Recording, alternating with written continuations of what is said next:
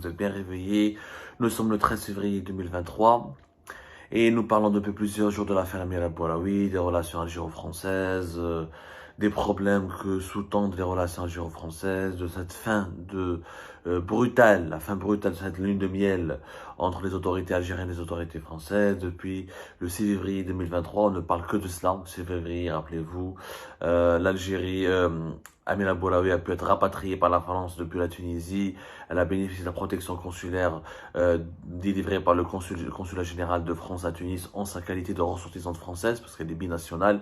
Elle a le passeport français, elle est franco-algérienne. Le 8 février, ensuite, l'ambassadeur d'Algérie à Paris a été rappelé. Le ministre des Affaires étrangères tunisien a été limogé. Oussaoul Machakeli, est depuis plus de 48 heures. La maman de Amir Al-Boulaoui, Khadija Beraoui, a été placée en garde à vue une première fois à Alger, au niveau de la brigade de la gendarmerie nationale d'Al-Hachol, une deuxième fois au niveau d'une brigade de la gendarmerie nationale dans les environs de Annaba.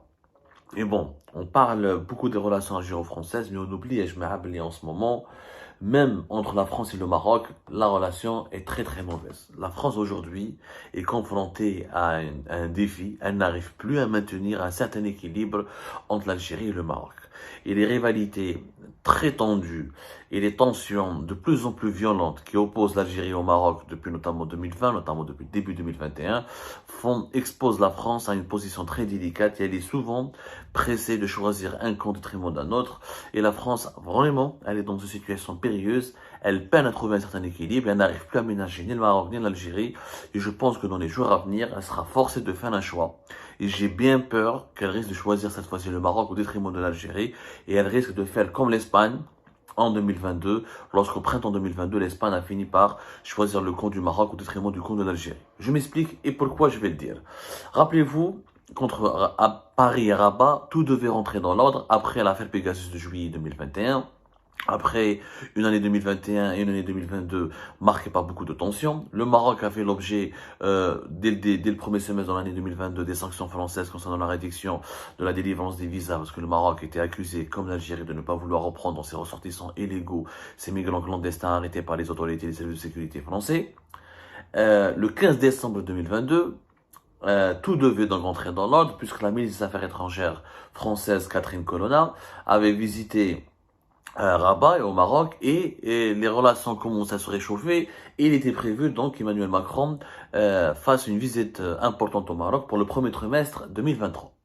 Ce projet est tombé à l'eau puisqu'à partir du 19 janvier 2023, les autorités marocaines ont rappelé leur ambassadeur à Paris, un certain Mohamed Ben Chaboum, qui a été rappelé à Paris et qui a laissé son poste vacant, puisque aucun ambassadeur n'a été nommé à son poste pour lui succéder, comme le veut l'usage diplomatique. C'est-à-dire que depuis le 19 janvier 2023, il n'y a plus d'ambassadeur attitré marocain à Paris. Donc, c'est incroyable cette situation.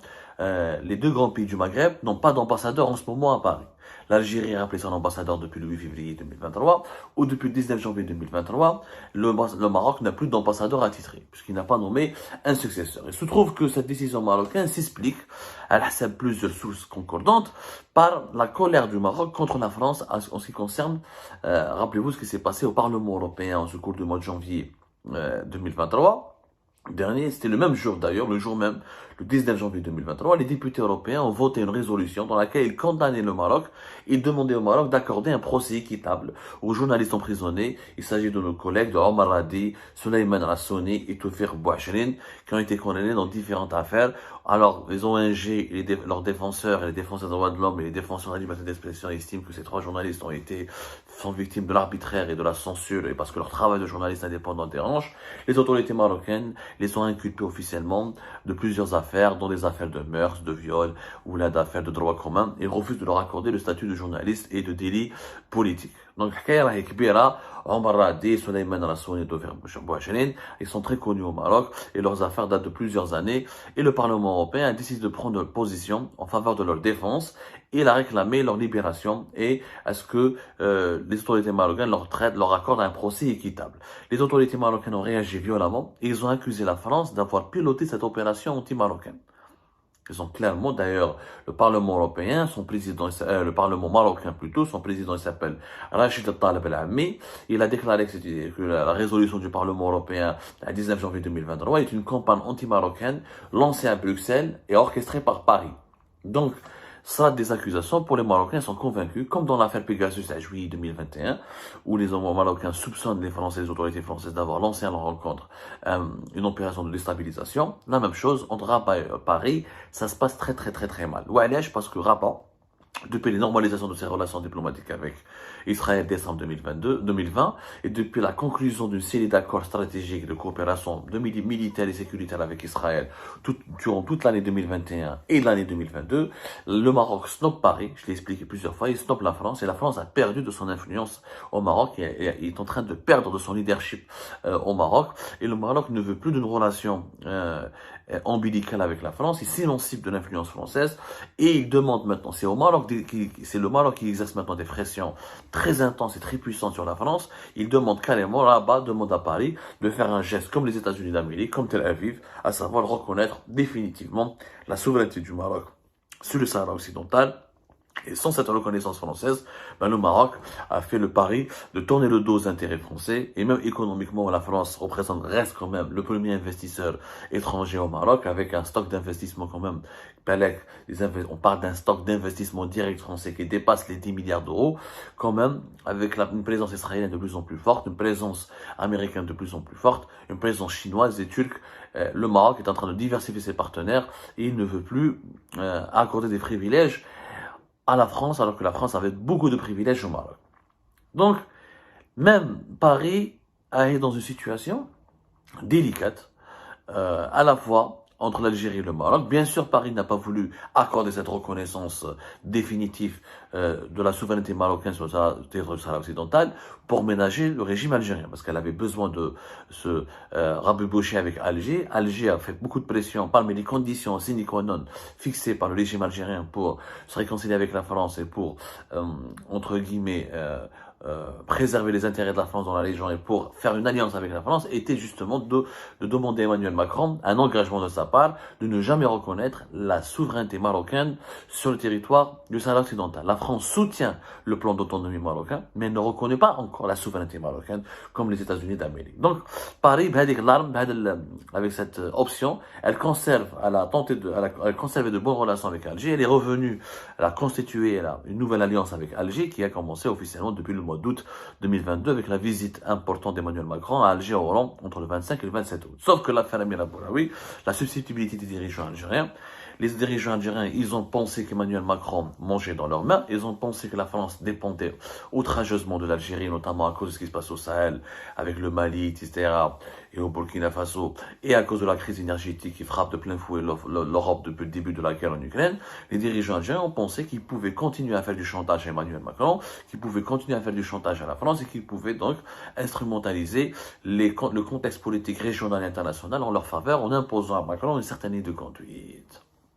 Donc, regardez comment la France, elle est coincée en ce moment, entre Alger et Rabat. Paris coincé entre Alger et Rabat. Sauf que les dirigeants algériens oublient, et je pense que dans les jours à venir, cette nouvelle crise politique. C'est-à-dire, pour le moment, les dirigeants algériens, durant l'année 2022, ils ont réussi un pari exceptionnel. Ils ont réussi à éloigner la France du Maroc. Et l'opération et la résolution du Parlement européen contre le Maroc, le 19 janvier 2023, a été énormément bénéfique pour l'Algérie, qui utilise le moindre prétexte pour dire « Ah, le Maroc, c'est lui le plus mauvais dans la région, c'est lui qui fout la merde, c'est lui qui cause problème, c'est lui qui veut semer l'instabilité, c'est lui qui sème la zizanie. » Donc l'Algérie profitait largement de cette crise. Sauf que les dirigeants algériens, des idiots, franchement c'est idiot, au moment où ils France a été mchimak, وما يمشي avec le Maroc, ou Macron جا عندك وما جاش le Maroc, et la visite de Macron au Maroc a été reportée, il risque d'être annulée, carrément. Donc on راك مليح مع Macron. Les dirigeants algériens, intelligents qui sont là, ils sont déclenchés avec une non-affaire. Vous avez de en cours, il a parlé récemment, l'ex-ambassadeur de France à Alger, même lui il est étonné, c'est une non-affaire.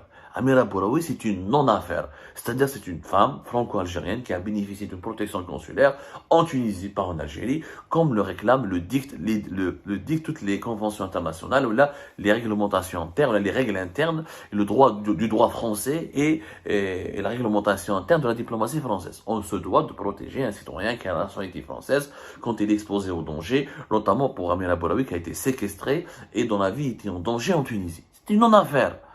Amir Aboulaoui m'a une personnalité politique importante. Donc, elle a une non-affaire qui implique une femme de 46 ans dont l'influence politique est très limitée dans son propre pays qui est l'Algérie.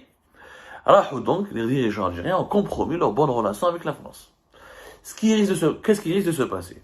Maintenant, dans l'entourage d'Emmanuel Macron, ils sont en train de se remettre en cause. Ils disent que les dirigeants algériens